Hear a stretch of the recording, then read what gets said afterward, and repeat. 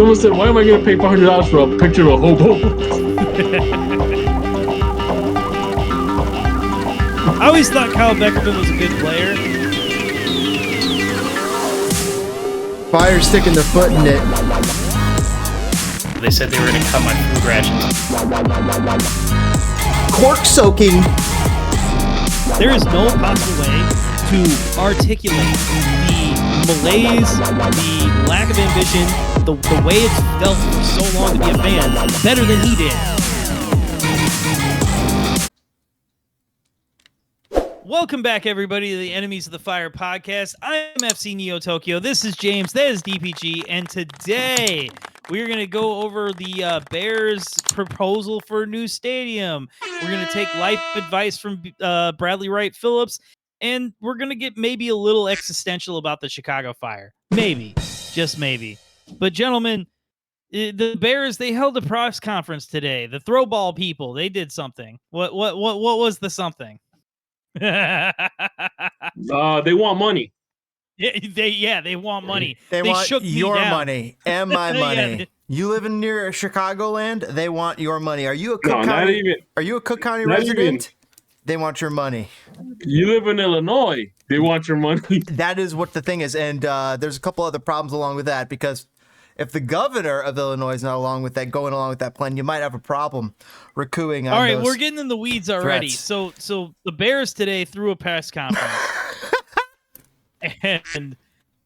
and they want to build a $4-point-something billion stadium. 1.6. They want to weasel out of their $680 million loan, and they want $2.9 billion, my bad, $2.9 billion from me, the Chicago residents. Come on, man. So there's a couple different wrinkles here, because they're claiming that they're not going to invent any new taxes. They're claiming that they're going to use existing taxes that already exist, and they're going to pull from those funds. We're going to hear a little bit about this along the way. I think first maybe we hear from the mayor of Chicago himself. He comes in and he is super, super proud of something that he thinks that he got maybe elected on. I wish Adam West was our mayor. Oh, you know what? Jesus. The audio is abysmal from this. It's Well, then don't play the audio. Just tell us what the I'll tell you what he said. He said, "Nah, I'm the mayor of Chicago. Told you we could do this." Something akin to that, allegedly. And he was dancing up there. He was very giddy, and he was, he just wants to keep the Chicago Bears in the city of Chicago for the amount of $4.6 billion for 8 games, for 8 games, and maybe the possibility of a Super Bowl. So he had a kick in his step today at the press conference. Absolutely. The next person to talk was Kevin Warren. Wait, hold on. Let's address this. What kicked off this press conference? What? A prayer. So they called in the big guns of fleecing people's money, and they brought the church in and went ahead and did a prayer before asking for $2.9 billion. It's ballsy. What would Jesus say? That is beyond. That is horrible. That's horrible. Is. How dare they?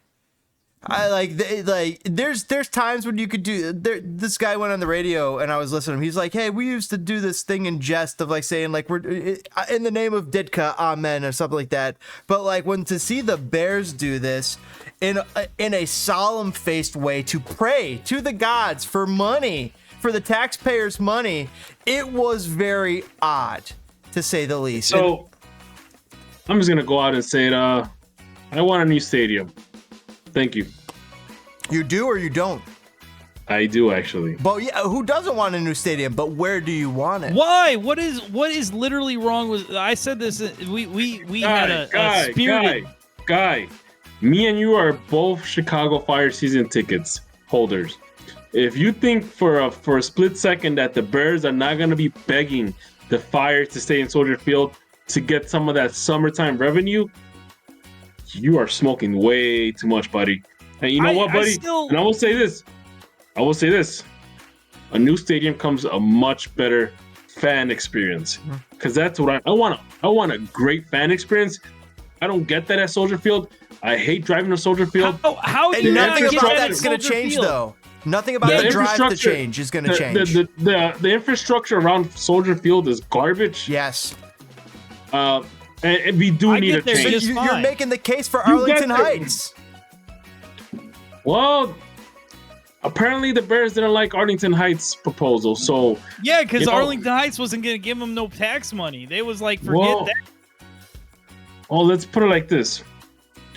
If it means me sitting comfortably at a new, fresh seat at Soldier Field and stare at a much better view, which, by the way, it's already great as it is, and if they could somehow fix the parking situation, I don't know why it will take me 30 minutes to park at a garage next to Soldier Field. And if they can improve all those things, the fan experience and whatnot, It then takes I'm an all hour for to it. leave. It takes an hour to leave. Dude, Yeah. they're they- not going to improve that. There's none of less that was in the parking. renderings. They Yeah. are going to improve. That's part of No. the. That's part of. None that's of that part was of in it. the renderings. There's more green space. There's less parking. There was They're none having, of like, that. where There was- Soldier Field now is going to be a park. That was the running gag on Twitter. Was like everybody was like, Big Cat said this. Like he's like, I for a part of me is like, oh, this is amazing pictures, but the other part of me is like, where are we gonna park? Because like there's no Don't parking park. in the You rendering, don't and need when they cars. talk about, they're like, I already know. they're gonna have a couple story mega parking structure, but it's not gonna be big enough. There's a couple things at play here with the Chicago Bears going to do this, because the ladies comes in and says, chief financial officer for the Chicago Bears, I don't know if this is her title, but basically she comes in, she's talking about the financials, and she says that the Bears are coming in with at least 70% of the money, and to taxpayers only have to cover the rest of the 30%. That's it. If they cover the rest of the 30%, the stadium's built, as good as built on this proposal. But here's what we're thinking about: infrastructure. There needs to be better infrastructure for parking, for cars, for everything, to getting to Soldier Field, all that, which was not inherent in that photograph or any of those videos. On top of that, they need money. They need billions of dollars. And then they're also taking out of the hotel fund. They're promising hotels that they will cover in the event of any type of some sort of bad event, emergency event. They're going to have a fund going for hotels. Like there's a whole bunch of hijinks and stuff involved with this, which on paper, apparently they have not gotten the right people involved with the NFL on the NFL's end. And they have not gotten the governor, J.B. Pritzker, involved. So let me ask you guys partners, this. but J.B. Pritzker literally tweeted during the event that he was not in support of the Chicago Bears No, stadium he's not in proposal support idea. of it. He's not in support because they haven't greased his wheels yet. That's all it is. He's a billionaire. And- Dude's got billions. Don't worry, man. He wants tax cuts too, like everybody else.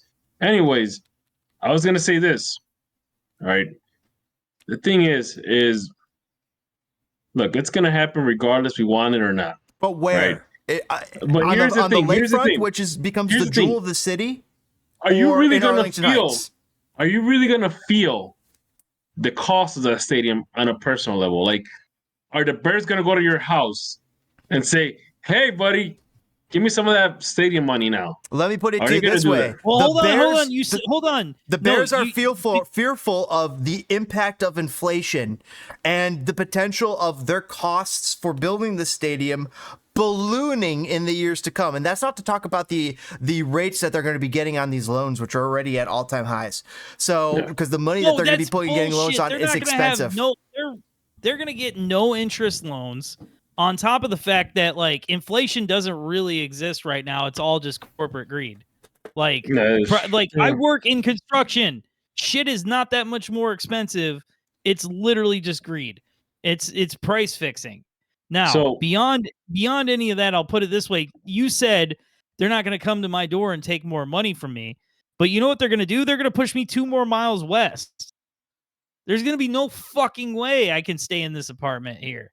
You know what I Look, mean? man, And like, look, you know, and like at that point, it's like, why do I even live in the city? You well, know what I mean? So it's like, that's the same question I asked myself too when I bought a house.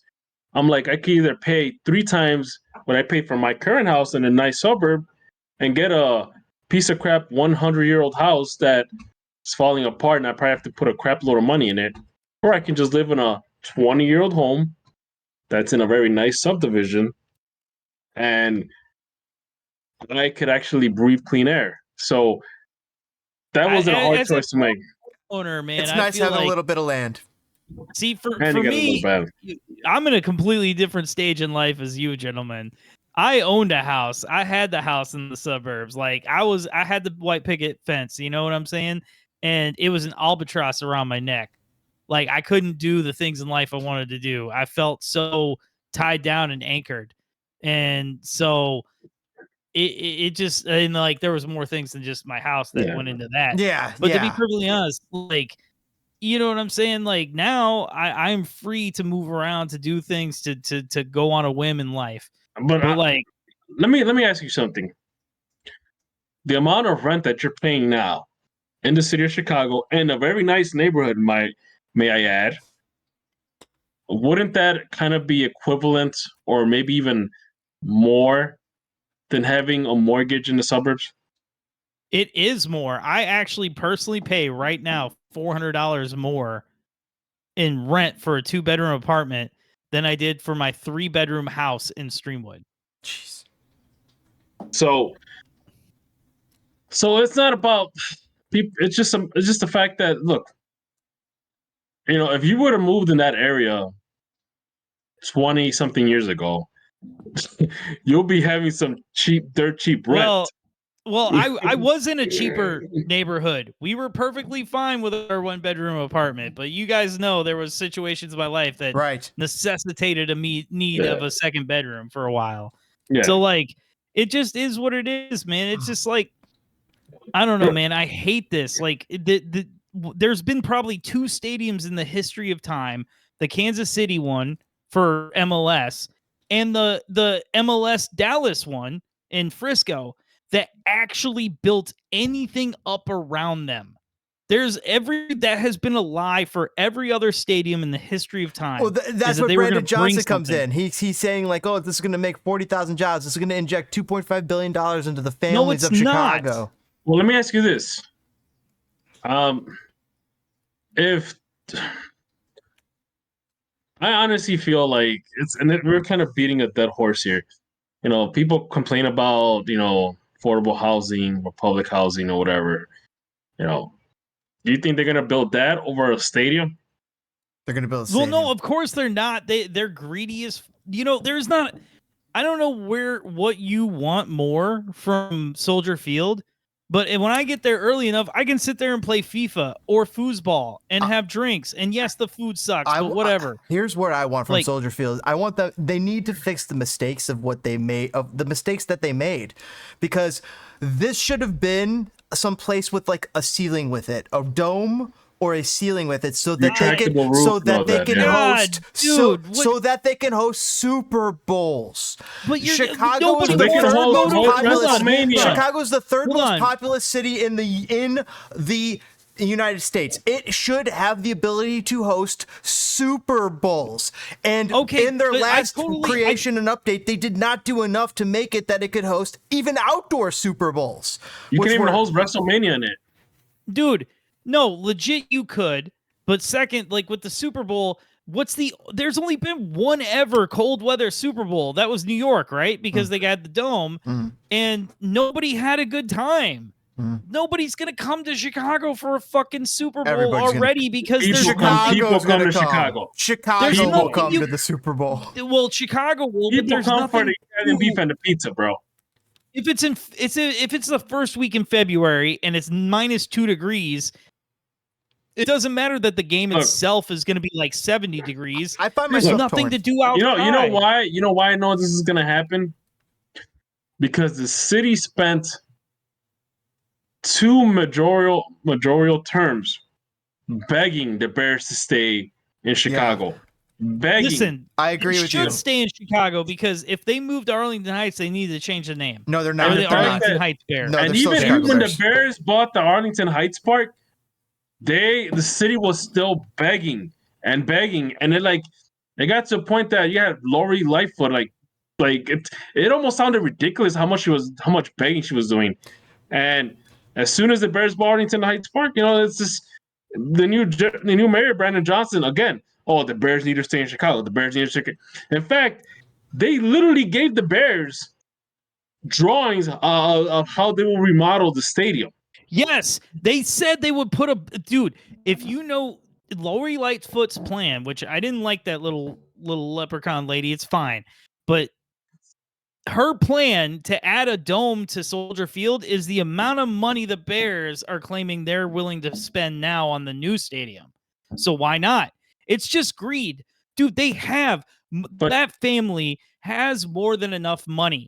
There is no possible reason why they need 20,000 more people to show up to a game. There's no fucking reason for it other than just pure greed and want of power to change the landscape of what a city looks like. And it's bullshit because there's not a single motherfucking thing wrong with Soldier Field. Not a single thing. We go there. There's many things wrong with Soldier Field. There's many things wrong, bro. There's nothing wrong with it. Bro, it's you're from beautiful. Peoria. It can't host the Super Bowl. That is something wrong with Nobody it. wants a Super Bowl in a cold city anyway. I do. Nobody. Oh my God. I do. I want to see WrestleMania in Chicago one day, bro.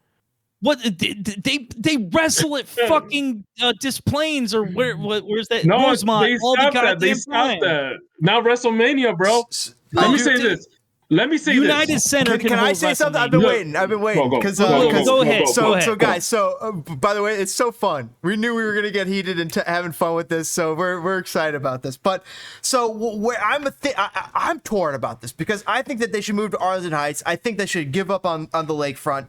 But then there's the part of me that thinks about the jewel of Chicago. It's Madison Square Garden of Chicago. Soldier Field is a gem. It truly is. It's something special. It's something special, and that's why I understand the idea to want to maintain it. But they could make something a lot more easier to access for everybody who lives in Chicagoland, which is different than just Chicago, but Chicagoland, and make the stadium more accessible for everybody if they moved out there. But the gem of Chicago is I love that idea. And now here's the other thing where I'm talking about where I think I see where DPG is saying this has got to happen fast, because this lady who was talking about the financials was talking about $150 million increase in the price of playing ball if they wait even just 1 year.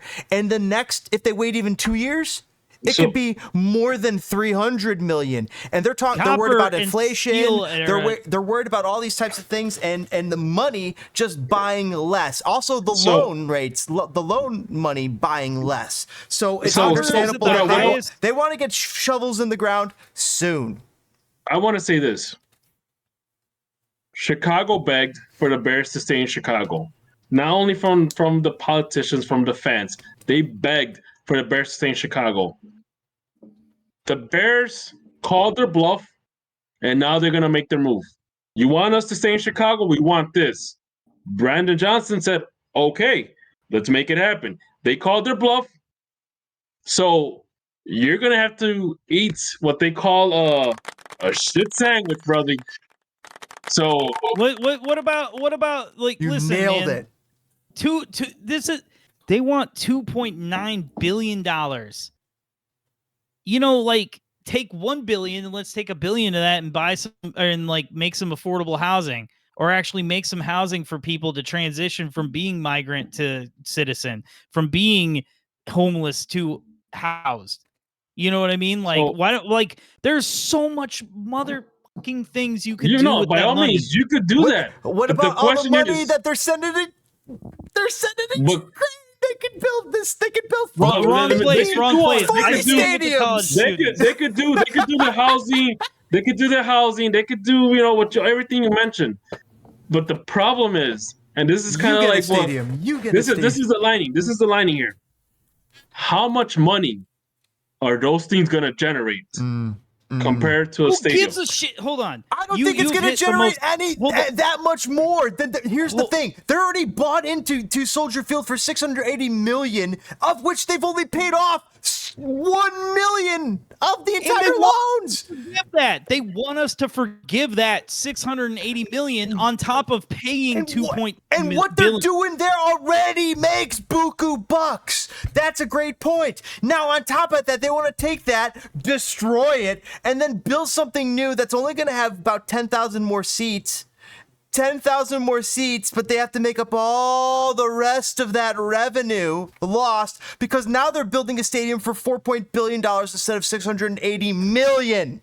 And you think that they're going to have Arthur Blank Atlanta type prices on the food here where they get to spend $5, $3, $2 on a soda, $5 on a piece of pizza? No. Do you think that Chicago's going to have those prices after shelling out the billions of taxpayer money? So that's what's bullshit. That's what's garbage. Chicago Bears got to figure the fuck out of making it 100% of their own money, and then we'll come to their fucking stadium wherever they got. I tell you what. Go ahead. I will even say if they could even do at least 80% of their money, cover 80%. Because you know 70. what? They're at 70. DPG. That's not good enough for me. No, give me 95. 95. I get it. You know what, James? 95. If they said we need like that extra 100 mil, there I'll go. Right. But I, as a taxpayer, will. I'll green light that. This stadium is going to be publicly owned. But that DPG, that doesn't mean shit. That doesn't mean you can use it for your wedding, for your daughter's wedding. It doesn't mean you could use the facilities just on a whim on a public. You can't rent that for the boys for your draft night or for fantasy football. You can definitely it's not use a public facility. It is owned by an owner who makes bills. You can't go rent those and pay the concession stands and then rake in all the concession bucks because you're holding an event there. You can't do that. No, it is a public facility. So don't give me that garbage. Not you, but them. It is publicly. It's a publicly owned facility. If you want to hang out, if you want residuals or money from that, are you? If you want to hang out, we're just paying for it. No, if you want to hang out at the stadium, if you want to have your little wedding at the stadium, you can have it. It's just gonna cost you money. You're right. It's gonna cost you extra. You're right. That's the bullshit. I'm gonna say this. We're hitting this Venn diagram of sport guys, and how I feel about politics, and it's just like this. Like, when is enough enough? Mm-hmm. Like, I can't stand the worst thing that any human can ever say to me as a politician is I want to run the country like a business. Because guess what? You can't fire the homeless. So like the fact of the fucking matter is this. Like, think about this.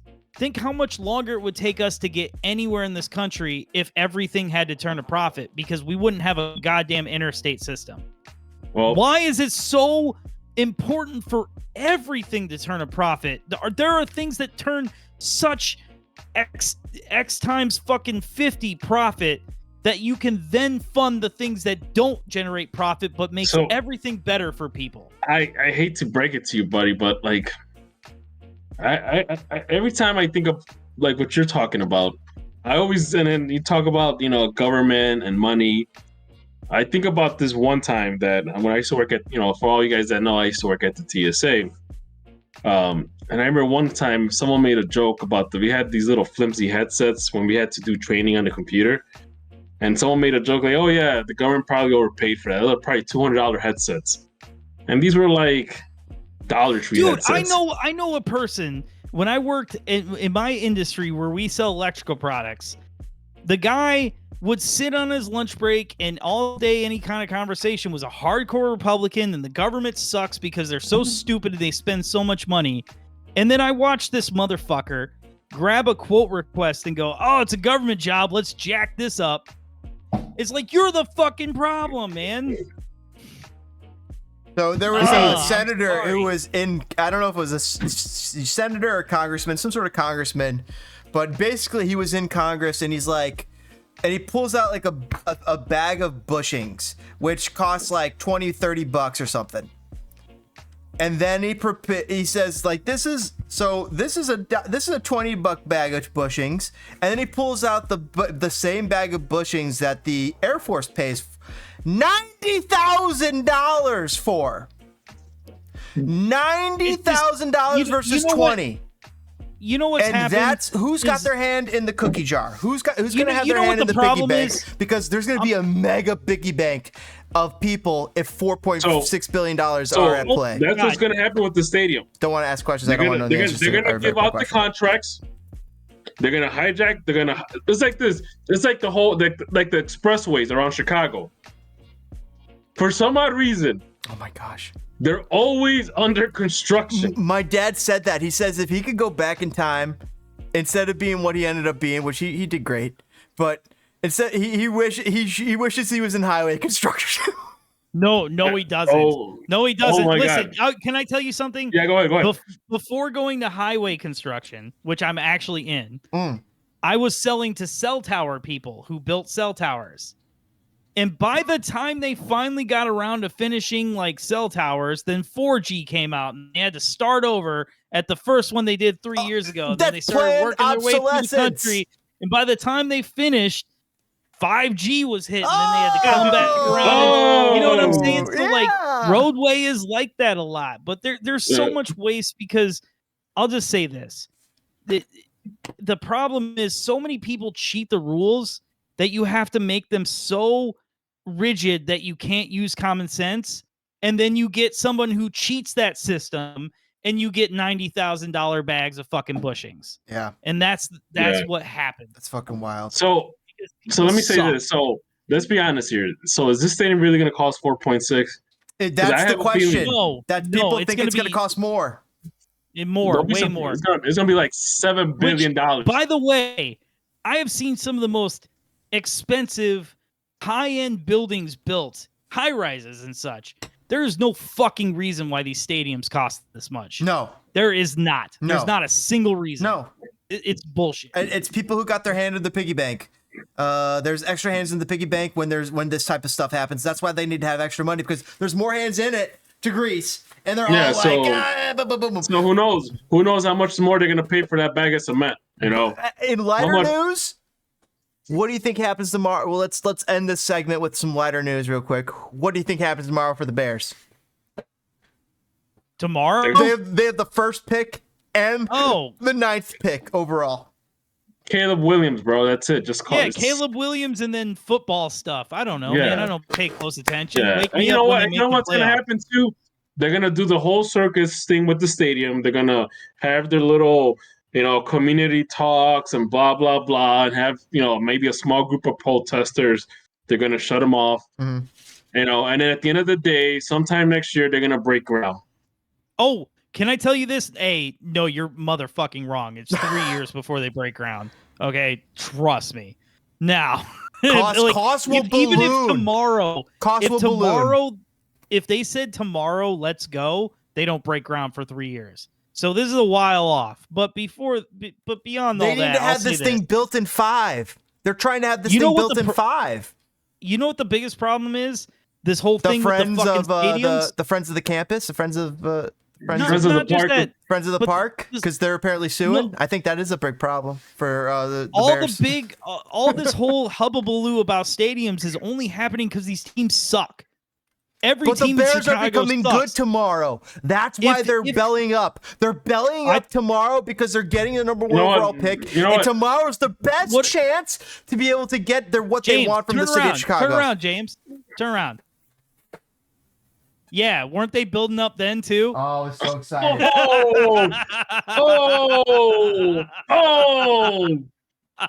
I was so excited. He's still my boy. He's still my boy. I'm a fan. I wish they would have kept him. Damn, man. Toke, you cold for that. You know what? I'm going to say this, Toke. You know what? They should build the stadium all the time. Suck. None of this would be happening because these stadiums will be full. Honestly. Right? Yeah. But the Bears apparently have a good defense. Maybe tomorrow they draft Caleb Williams and some stud at defense. Last time, I've watched every Bears draft. I remember when we missed on Aaron Donald, and it still haunts me. We were like a pick away. And St. Louis, they were St. Louis at the time. They grabbed him, and I was like, oh no! I just wanted Aaron Donald so bad to be a Bear, but we ended up getting Khalil Mack. So I mean, that was really nice. So, I mean, I don't know. I mean, we don't know what's gonna happen. We went on a whole rant. At the end of the day, it's not our wallets that are getting filled up. But our wallets are getting empty, DPG. Yep. They're coming after your wallet. They're coming after my wallet. No, man. They're coming after Toke's wallet. They're coming after this your is- this wallet, is- the this is viewers. what- Let this us is know what how you I'm- feel, by the way. Comment below. We want to hear from you. I'm gonna feel for all the people that live in Chicago. That even Thank though you. Brandon Johnson is gonna say, "Oh yeah, we're not gonna raise taxes," they'll find a way to raise something. No, I appreciate you. We They'll gotta wrap this find a up. way. Yes. Yeah, let's What a go. segment. Let's go. All right, boys. Everybody, boys and girls, we'll catch you guys on the flip side. Thanks for hanging out here on Enemies of Fire. When we come back, we're going to be talking a little bit of, let me look at my notes. What's up, fellow enemies of the fire? I'm FC Neo Tokyo, and this is going to be a public service announcement for the upcoming Fire game on April 20th. Just to let everybody know, this is what potheads consider a holiday. It's 420. Who knows what that means? But I want you to stay safe. So if you find any marijuana of any sort, please confiscate it and bring it to me. I'll be the one with the blue hair, and I will make sure we dispose of it in a controlled burn so that everyone is safe. So just, like I said, stay safe, have a good time out there, everybody.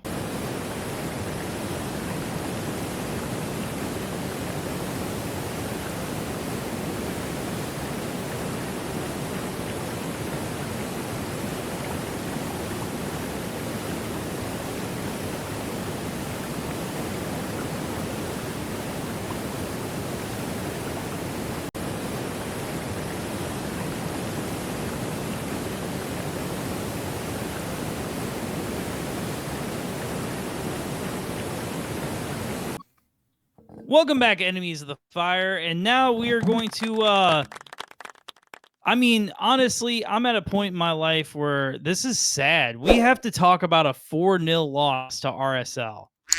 And honestly, I just thought about this earlier today. Gentlemen, before we talk about this game, can you inform me if I'm correct?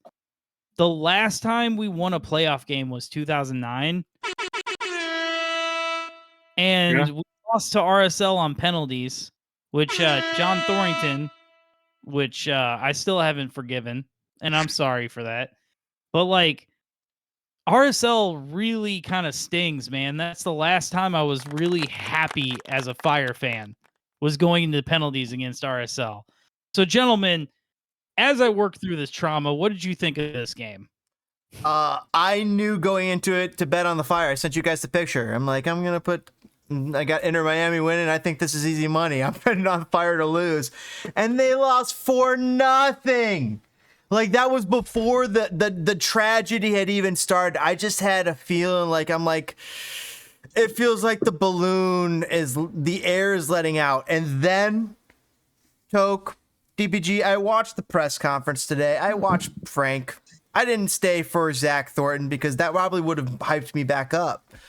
But after watching Frank, I left defeated and deflated, which is probably how those players are feeling in the locker room. And if I was a betting man, I'm not betting on the Fire to win this coming weekend. Well, So like you say that like the Fire are mad. Tehran and Herbers were visibly screaming at each other during a live ball situation. Like, these guys are so mad. Like, Are they I'm mad terrified. at each other, or are they mad at the tactics? Or are they mad at the confusion that they feel inside? All three. I would all three say probably. like Frank is so just vibes driven that like given a good team, Frank would be a good manager. Given a team that needs some effort and some tactics, Frank is not a good manager. It just is what it is, man. Like, What needs to change? What needs to change with this team? If you could change two things. So I'm gonna say this before we get into your question. Okay. I'll pull it back. Everything up until the point of what Frank has done ever since he left his commentator booth until now, if anything, it has ruined his legacy for me. Prior to him coaching the Fire team, I thought, I would think, yeah, that guy's a legend, a Fire legend, blah blah blah. Now he has become possibly one of the worst things in the past few years for the Fire. He has to. He basically has to. He's been a caretaker for this team. It hasn't worked out as a caretaker. They decided to make him a full-time head coach. It's not working out. It hasn't been working out, DPG. At what point was it ever working out, DPG? It was never working out. And the thing even when he made the playoffs in 2012, did you not feel like that team was underperforming? It was. We had a good setup. We got the iconic GIF. Don't you know? Oh, the thrust. The thrust. Come on. The thrust. It's iconic. But here's the thing. It could be iconic. It could be all that cool stuff. But you know what? At this point, I want him out of the Fire. I don't want him near the Fire until they find someone that's competent enough to lead this team. You're right. DPG Nagamura is not the answer. He's already in house. Wait, hold on. You say Nagamura, but here's the question: is Nagamura next in line, or is the cat at Fire 2 next in line? Because they are playing pretty darn well. They've lost every game this season. They have not lost every game this season. Yes, they have. Look up their stats. They've lost. They've only won in the U.S. Open Cup. They've lost every game they've played. They've either lost or tied. They do not have a single win in their actual season. The only thing good about their team is Omari Glasgow. The Chicago Fire 2 are dreadful. Yeah, it's made up by a bunch of amateurs and college draft picks. Dude, it's the second division. Ease up. Oh, so is the USL, but they tend to be more competitive. Oh man, we do not have the time, and I do not have the energy for my soccer talk of the Look, US. man, we're not going to two wins. I can't tell with these stats. Do you legit think Nagamura is slam dunk the next one in line? Yes. Nope. To take over. So that's probably the more viable option they're going to choose if they fire Frank Klopas. Whether or not anything's going to change, probably not. I mean, he couldn't cut it in Houston. What makes you think he's going to cut it in Chicago? I don't think. He was supposed to bring the tactics, so I don't have any faith in him. So my biggest fear is we make him interim, and instead of go look for a coach, we go, well, he was just an interim. Let's give him the reins next season when we should be a way better team than we are right now. The only way that I will take Nagamura if he was an interim is if he turns the team around like night and day and does a good playoff run. That's the only way. But if he's just going to be mediocre, it's not. Hold on. I got a dumb question. Yeah. Most of Frank Klopas's lineups, I'm in favor of. Unless he goes 3 in the back, anytime he plays the 4-2-3-1, I'm pretty much on board with everything except for maybe one player. And you know what? That's fine. So right? let me put it this way. Guys, can I make a correction? Chicago Fire 2 are in 4th place in the Eastern Conference. In 5 games played, they have 2 wins, 0 losses, 3 ties. What did I tell you? I apologize. I retract my statement that they are blowing donkey balls. They're apparently doing okay. Well, and the difference is, look at those Open Cup games. Those are the only things I've really seen. I apologize. I'm a bad soccer fan. I only really go to the Fire games. You knew that the Fire 2 were doing well. Then I said, that was pretty good. That was pretty good, man. The tactics are better than the main team. Really? So hold on. Hold on. Let's put it this way. Let's say you have Pep Guardiola and his tactic information. And let's say you have Frank Klopas with the same team as Pep Guardiola with the same tactic and the same formation. Who do you think is going to win? I mean, they're going to end up the same. They have the same tactic and the same formation. Novak beat Jose Mourinho. So what I meant by that is if you put Klopas and Pep Guardiola with the same exact team, and you leave them up to them. Let me rephrase that. You leave it up to them to do their own man management and own formation. Oh yeah, Pep Guardiola has this team in third in the East. You know, right In now. third? Let's That's say they both it? have the exact same team. The exact same team, right? Agreed.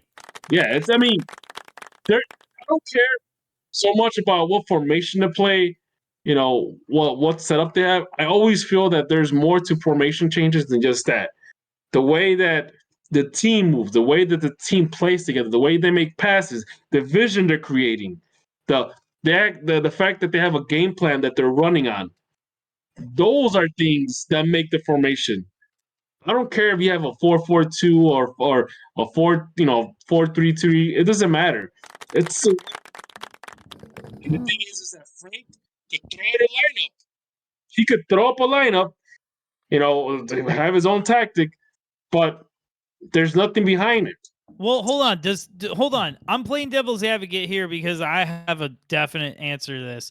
Does Frank get any leeway of the fact that before the game even started, Gutierrez came up injured? Yes. And But now also he fucked up the subs because we had four injuries. What's the running Ali joke? What's the Selassie running? also. What is the running joke? When do we know that Frank Klopas is giving up completely? Well, then Tom When Barlow Tom Barlow comes in play. Exactly. Right.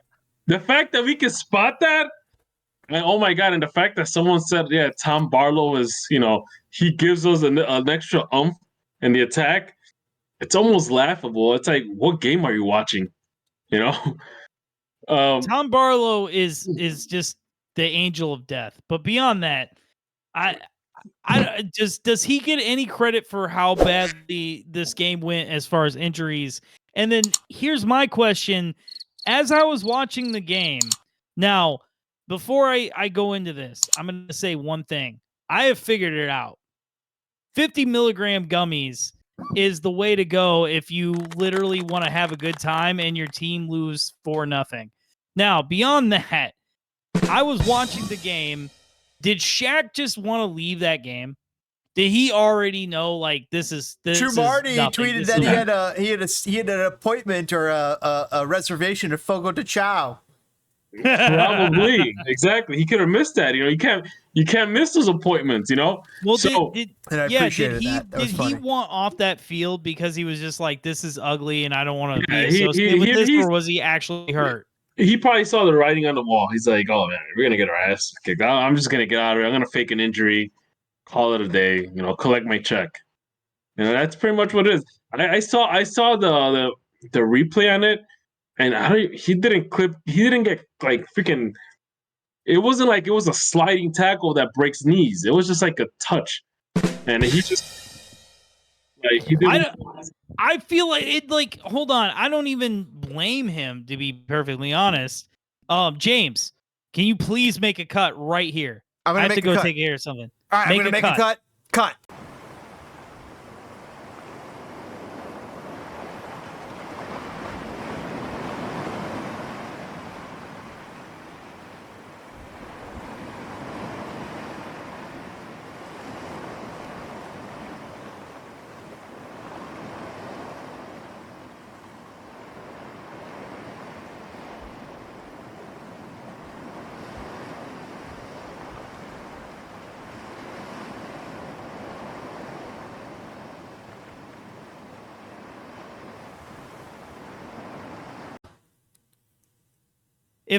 If I was Shaqiri, I would not want to. Shaqiri. Shaqiri. No, I wouldn't want to be like.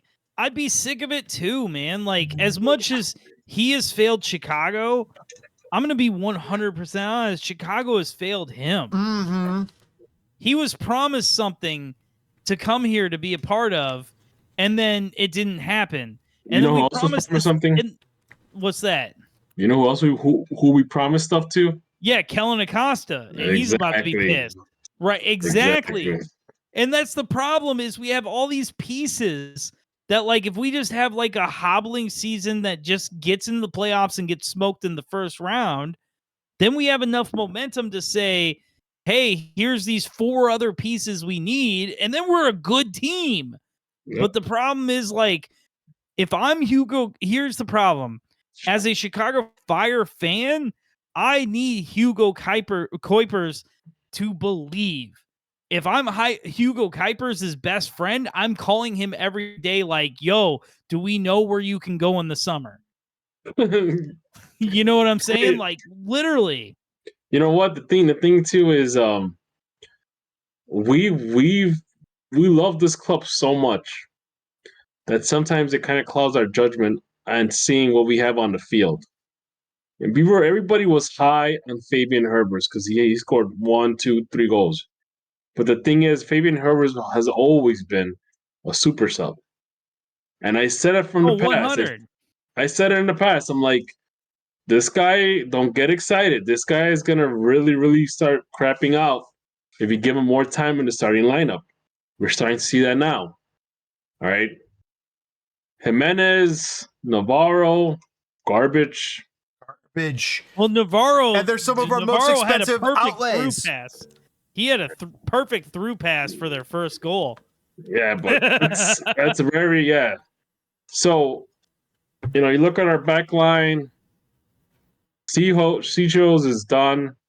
He's not there anymore. I think that, He's not done, but if you had like Walker Zimmerman and Miles Robinson in front of him, he's a great piece for your MLS championship team. He's not the same guy he was last year. No, not at all. You're right. Not at all. He's Chris not. Brady's a fucking stud. Brady was so. He's the only reason the Fire are in any of these games. We're gonna end up ruining Chris Brady. I don't think so. I think, you know what? Just like how they want Thuram in France, people are good at seeing players play for bad teams and seeing talent. That dude's like 19 years old, and he's better than half the goalkeepers in MLS. 100%. Brady is getting his move. And it doesn't matter how bad the Fire are, he's not going to get blamed for it. He'll be playing for the Galaxy. What was that? The second goal, was it? Where there was 5 Fire players standing around doing nothing. Yeah, they're all looking around each other. Screaming Brady, and he was pissed. And like, you know what I'm saying? Like, oh, dude. And God damn. So, DPG, you didn't make it to the game, did you? No. James, you have given up your season tickets, which I just join you guys every once in a while. Yeah, we'll get to that in a second. I was there, and like, this is a side tangent. Why does the Fire always go the other way in the second half? When I want them to score goals, come towards Section 8. But anyway, I digress. They decide that at the start of the game. So yeah, that sucks, man. That's so stupid because all the goals happen at the other end of the field, and I'm not even gonna lie. I'm not over that. I'm not too big to admit this. I've been a Fire fan since at least 06, if not earlier. And the third goal went in. It wasn't even anywhere near halftime. And I looked at my girl and I was like, should we bounce? Should we leave? Like, there's no chance this team is coming back. Like, your time's worth more than that. Tell me why in the second half of this game, when we had all 3 of our strikers on the field at the same time, Kuipers, Koutsias, and Barlow, did I feel like we had less of a chance to score? Because we did. Because there's no wingers. They're slow. They're plodding. And the game plan that was executed before is now being executed by even less skilled players for the position that they're being asked to play. Right. Yeah, because let's be honest here. Koutsias is a bust. I don't care what anybody says. You can say, oh, yeah, but he's only 20 years old. I don't care. You have 20-year-old players in the league that are making a run for MVP. Gutierrez is better. Well, hold on. Before you go forward, let me just interject real quick. Every other league in the world has a Koutsias, and they say goodbye, we love you, good luck. And he may or may not land somewhere else and be good or bad or whatever, but they can move on from him. But MLS roster rules are such that if you don't get everything, like, we're literally paying for mistakes from 2015. Yep. You know what I'm saying? Yeah. Like, Koutsias, if this was like if this was like let's say theoretically speaking, this was like a Premier League team, Kutsias would have been released after his first year, maybe a year and a half, and he will probably be playing his trade in Division Two. I'm not gonna lie, I was all on board with like, why do you have a young striker and you don't just play him? Play him. There's no reason to get Tom Barlow. Well, if there's a reason to get Tom Barlow, then you don't need your young striker because that means he's not showing enough promise. Send him to Tulsa FC and let him light up the USL. Yeah. You know what I'm saying? And then maybe get a transfer somewhere else. You know, like the MLS punishes you so hard for screwing up that's why like we screw up every year. And like you just, as long as you don't screw up, like you just need one good year of not screwing up and you get in the playoffs. Man. You get the basis for next year. You know, like other leagues in the world, the championship, if you don't get promoted, you could be like, these guys were awful. Rip. Let's get some new ones. But in MLS, you're so saddled with your mistakes for so long. James, what kind of cheesecake was that? Delicious strawberry cheesecake. Jesus, fresh. Man. I'm sorry to tempt you guys with it. So I mean, at the end of the day, man, it's who built this roster and who's managing this roster. If you want two people to get rid of, you want two major changes that will shake things up, start with those two guys. Who would you rather get rid of? If you had to get rid of only one. Heights. We have a window coming. Heights. We're all Heights. I get rid of Heights. Because you know what? You get rid of Heights, the next guy that's going to come in is probably going to get rid of Frank anyway. So exactly. Well, can I tell you this? It's more important that Heights does not get the summer window than getting rid of Klopas, because I'm going to sound like an insane person right here. I'll admit it right now. You make this a short. I'm an insane person. The easiest correlation to who Frank Klopas is Zinedine Zidane. No way. He has no tactics. He's all vibes, but he was given Real Madrid. So he won 3 Champions Leagues. Klopas was given a roster that's a challenge for someone to get into the playoffs, which means he can't get anything out of them. So I'm serious. It's a club legend who literally doesn't have any real tactics, is just all vibes and knows how to handle people. And that's why you need, like, I don't want Klopas fired. I want Klopas not even quote unquote demoted. I want Klopas just rearranged. And like, no, you gotta get rid of him, man. Like at this point, Klopas could be Sparky. I'll take Jason Kreis over Klopas at any time.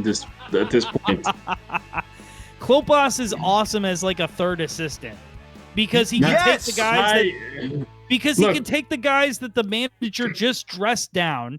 I think in practice. Hold on, a manager dresses down a striker in practice. Klopas can put his arm around him and give him the vibes. Yes. And the guy grows and gets better. Yes, he's the perfect assistant manager. Yeah, Klopas has been doing that for the past 2 coaches. All right, for all we know, he could probably have been the issue why those 2 coaches got released. No, Wiki, I will fucking die on this hill. Wiki is a good coach who got nothing. He was given nothing to work with. And the thing is that at this point, like I said, for me, as I mentioned earlier, Klopas has kind of ruined whatever legendary status I had of him in my mind. At this point, I want him as far away from this club as possible. In fact, the only time I want to see him is when he's inducting or he's part of an induction ceremony for another Ring of Fire player. That's the only time I want to see him. Dude, he was a commentator. He could do anything for this team other than coach it. I think he's done enough for this team. He's worked every possible job. He's worked every possible job for this team. You know, next stop is Sparky. So BWP Bradley Wright Phillips agrees. He thinks that there's no reason for any Chicago Fire fan to be paying for this product, let alone Frank continue to be coaching. It's abysmal in his regards. What do you guys think about BWP's Words, BWP, sentiments. Bradley Wright, Bradley Sean Wright, whatever. Bradley Sean Wright Phillips. Sean Wright Phillips is his brother. Sean, one of the Wright Phillips brothers, right? That's all I'm gonna say. He's right. All right. Lopez is still stuck on MLS 1.0. He's still stuck on the days where most of the teams were made up of college draft picks, and you had maybe maybe 1 or 2, 3, 4 players that were actually decent. Jonathan Campbell. And I think it's he's right. The fact that we've done this we've had this conversation for years now. Same 3 guys here. We've had these conversations. We hate this team and we love it at the same time.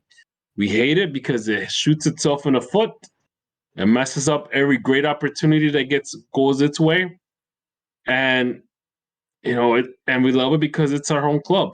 But you know what? It has to get to a point where when is enough?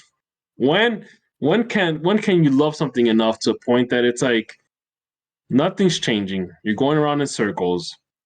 Every time seems like a disaster. Well, when it comes to the point where you don't want to go to the games anymore. So, as a person who survived a toxic relationship, I before I make my point, I want to ask the question, James, what has been your ticket? What has been your Chicago Fire experience in attending live games? When did you did you ever have season tickets? When did you have tickets? When did you quit? I've ran the gamut. I mean, I've had regular tickets to Chicago Fire back when they were first in Soldier Field, and then I eventually got season tickets when they were in Bridgeview, and now they're moved back to Soldier Field. And between all of those experiences, it was always fun tailgating. So wait, you quit your season tickets. I had season tickets. 2016, 2017, 2018. I think that's when we had season tickets, and there was disappointment after disappointment after disappointment, despite shining Schweinsteiger. Yeah. 2017 is an outlier. Arturo Alvarez was never that good at soccer. DPG, what's your ticket? That's his autograph right there. I see it. Okay. You bite your tongue. I love Arturo Alvarez. So I've been a season ticket holder since like 2011. I've been a fan of the team since 2010. And my thing is, when I used to have like the cheap, I don't want to say cheap seats, but when I used to have the more economically friendly seats, it wasn't a big deal. Like there was times where I just did it out of support for the club. Sometimes I would get season tickets and maybe go to 5 games. And it wasn't until I think 2017 kind of like it felt real. It felt like, wow, we're really turning a corner here. We're actually going to be really good. We're good now, and that kind of reinvigorated, my passion for the club. But then it's like it went back to mediocrity, and then it's always that false hope you get at the beginning of each season where you're thinking, okay, this is the year that we're going to go to the playoff. This is the year where we're actually going to be good again, and it doesn't happen. It's kind of like all just smoke and mirrors, because they could go ahead and announce we're going to have this guy to coach the team. We're going to sign this player. We're going to sign this guy from some league, in France or whatever. But at the end of the day, man, most of the times turns out to be a bust. What contributes to the smoke and mirrors? FIFA. I played FIFA. I've owned every single FIFA since FIFA 99. And when they introduced MLS and all that kind of stuff, it's just Chicago Fire were always overrated in that game because they've sucked. It's like since forever. DPG, when's enough for you? Like, are you having hard conversations with your wife about like, man, maybe I won't buy tickets next year? it is getting harder and harder because now obviously when you have a family, you have to make tough decisions, and it's gotten to a point where it's like, do I really want to go to the Fire game and watch them lose? Do I want to waste all that gas for a loss? Do I want to see mediocrity play out on the field? And you Is it used even to worth enjoy it anymore? yourself. You used to Yeah. very much enjoy going. And the thing is, it's when people say, yeah, it's not about winning. When you've been a fan of this team as long as I have, and all you have seen is mediocrity, yes, it is about winning. You want to get people in the stadiums, you have to win. You have to be good. All right. It shouldn't be the fact that we only could get people in the stadiums when Messi comes to town. It That's shouldn't be the Well, fact that's when a sign of a bad I'll say product. this. Because the I product went is to messy. Well, I feel you. Fuck, James. Can you please cut it right there? I'm cutting. Give me 4 fucking seconds. 3. Hold on, I gotta find the cutter. Hold on, 3. I will be right back.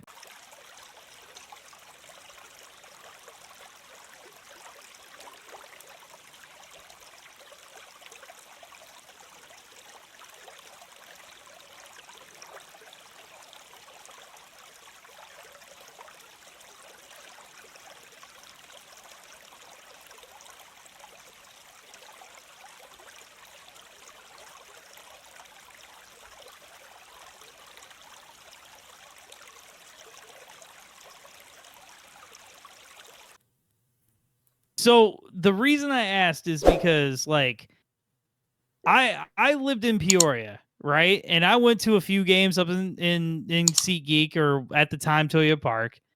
I moved into the suburbs of Chicago in 2010, and I said, man, they've been really good. It looks like we're gonna have a down little stretch. I'll wait to buy season tickets until they're good.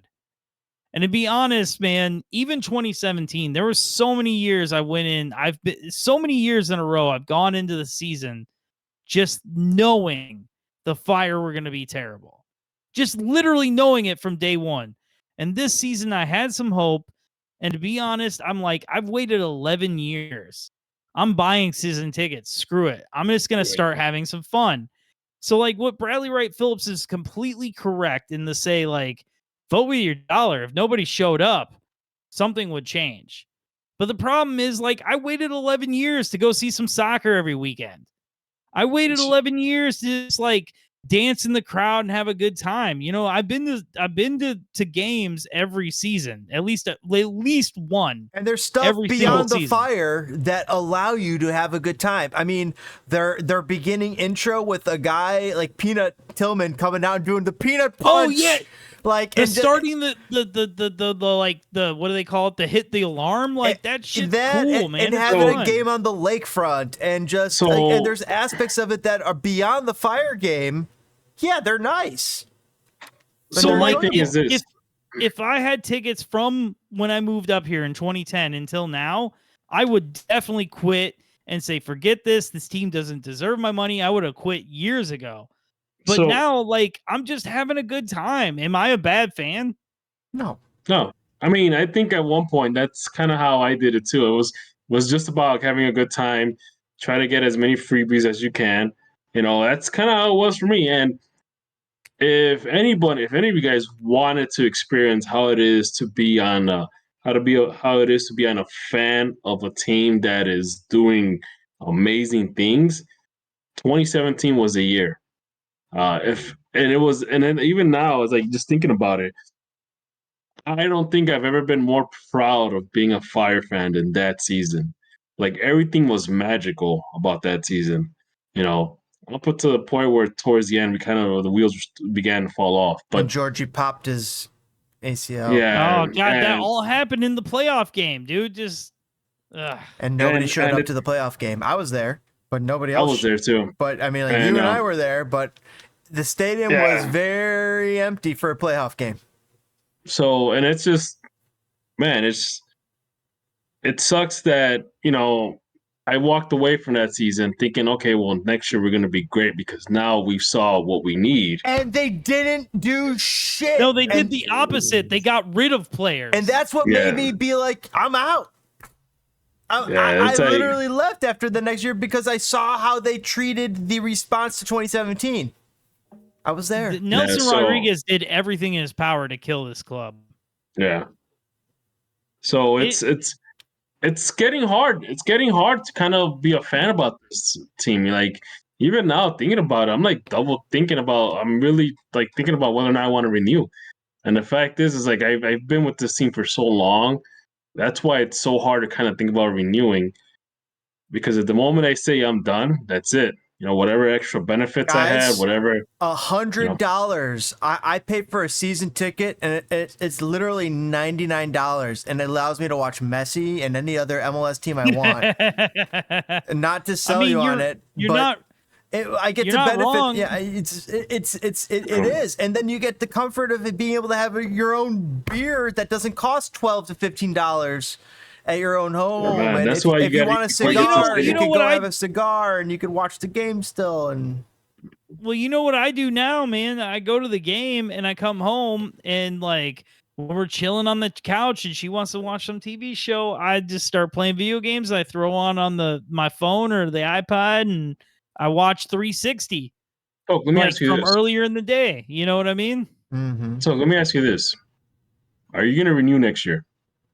I mean, currently, yes. I mean, Okay. like I keep saying this. Like, here's the problem. the price for a Section 8, I think it's worth renewing. I mean, like It that is, like, that the price, that price it is. I don't know if it is worth it to be a season ticket holder, but to get it at the price that Toke's at, that might be worth it.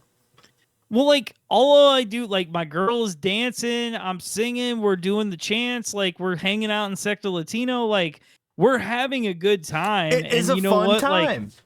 Like I don't know, man. I just like a reason to get out of the house, and I love the Fire, and I want them to be good. And so, like, yes, But you could reallocate those funds to different times. You could be going to see the Sky. You could go see the Blackhawks, the Bulls, the Cubs, the White Sox, Or, No, you the know, Bears, the Bulls. like in my situation, man, I could probably use that money for something else. You know, some other hobby hot that I'm water interested heater. in. New You tub. see, know, like, more way ammunition or I've- something. I don't know. Yeah. You know? the way I've literally sold soccer to non-soccer people, and like, don't get me wrong, long before I had season tickets, don't get me wrong, I took at the very least 3 different people every year to their first ever Fire game. There's one time I did a thing at work and I got fucking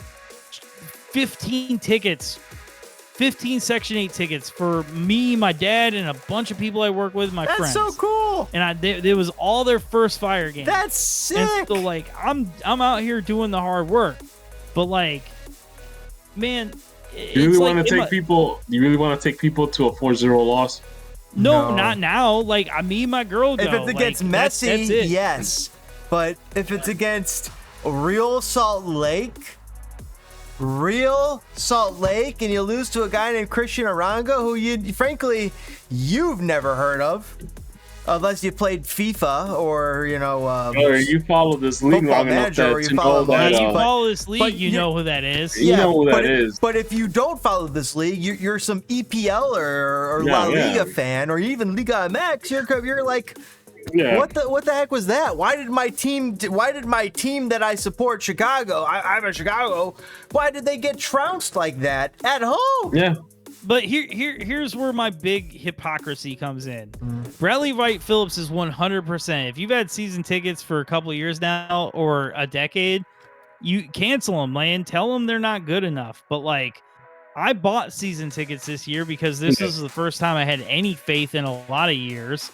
And on top of that, like, I just wanted them, man. Like, I've waited 11 years for this team to be good for me to get tickets. Like, I'm not even, I was in a much better financial place 11 years ago. You know what I mean? Like, I just, it just sucks because I feel like a bad fan because I am like rewarding mediocrity, and the thing that pisses me off the most because I want this team to be special. You're trying to support your local club, which is why all of us got into this in the first place. You guys want to know something?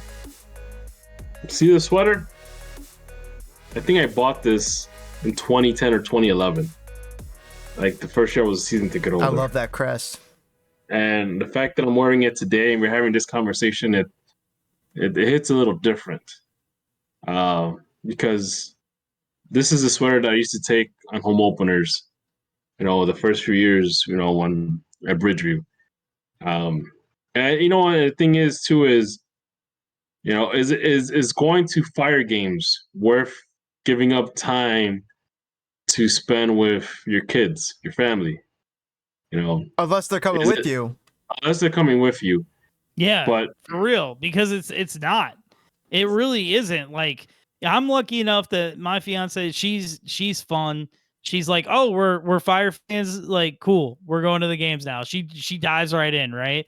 But like, man, it hurts because of where this team was. You see this scarf right there, that one. I bought that at a Chicago Fire versus Columbus Crew U.S. Open Cup game in Peoria, Illinois in 2007 or 8. I'm guessing 7. You know what I'm saying? Like, this scarf came from a fucking 4-pack of tickets I bought for me and my cousin and my wife at the time and his wife, and like to go to the game. Like, this one I got at Savers for $2. But like, you know what I'm saying? Like I've been a part of this ecosystem for a long time, even when I wasn't like in the city able to go public transit and go to the games. And that's another reason why I hate this Bears thing, is like, I don't want the Fire to go anywhere. I'm not going to buy tickets at Bridgeview. It's potential that they could be kicked out to there. Bridgeview. There's also potential that they could be embraced, as DPG said, and they could become type of a summer type of revenue source. If that's the case, I'll still go. But like, I don't know, because beyond Messi coming to town, I don't see them filling up, more than 18,000, 20,000 That's seats. so dumb. Dude, do you remember, James, when we went to that game and Messi didn't play? And you know what? And everybody still showed up. Well, but more than half the stadium had pink jerseys on. More than half. And they're wearing 3/4. Miami jerseys, but guess what they were doing? They were cheering every Chicago goal and every Shaqiri goal. You get them through the door like that, and you prove that you're a good team, and they're Chicago people, and they're like, well, I want to see Messi, but like, of course I'm going to cheer for the Chicago team too. You know what I mean? If this team was not terrible, that stadium would be full. And that's true, because that's what I say. That's what I was saying. If this team was winning and they were good. Fuller. And it would be full, dog. Like, we're in a full. whole new landscape for 1999. You think need about Ronaldo. Atlanta. You need Messi. Think about Atlanta. Think about Atlanta United.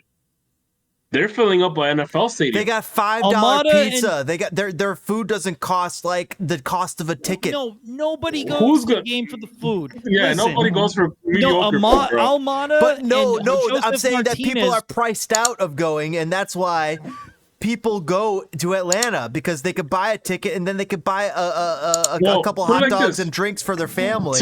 Whereas in Chicago, it's like you buy the tickets and it's like, all right, we're fasting the rest of the game. A hazy pitch at a Chicago game is $11, dog. Yeah, I mean, that's cheaper than to counter Field. that argument. To counter that argument, I'll say this: is you have people that. You have Atlanta United fans are very dedicated to their team because their team wins. LAFC fans are dedicated to their team because their team wins. Seattle Sounder fans, well, now not anymore, but when they were winning, they were selling out. In their 2 or 3 down years they're gonna have here, they'll still have a way fuller stadium still, and then because they'll turn it around. It'll only be a couple of years they're down. That's the difference between a well-run and a poorly run organization. Yeah, exactly. And the thing is that Fire are a dysfunctional organization. Dysfunctional. They're like the Chicago Bears of soccer. They're like the Chicago Bulls of soccer. Oh, they're like the Chicago Bears, because the Chicago Bears are dysfunctional organization. I'm gonna even say it. They're like the Chicago White Sox of soccer. I'm not even going to mention the Cubs, because the Cubs are at least trying to do half decent this season. Dysfunctional organizations do dysfunctional things. Big Cat. So Big Cat quote. Yep. And you know what? And that's shit. That's it. That's all you can say about that. That's it. I mean, if anything, let's just look ahead to the next game. But the Fire's season is rapidly coming to a head. I'm surprised that what did Yogi Berra say? It gets late early here. It gets late earlier. I'm surprised Frank wasn't canned this week, but there's always next week. All right, we'll Yeah. come back and we'll preview the next game. We'll speculate on Frank Lopez's career, and we'll go from there. All right, 3, Yeah. 2, 1. On the flip side.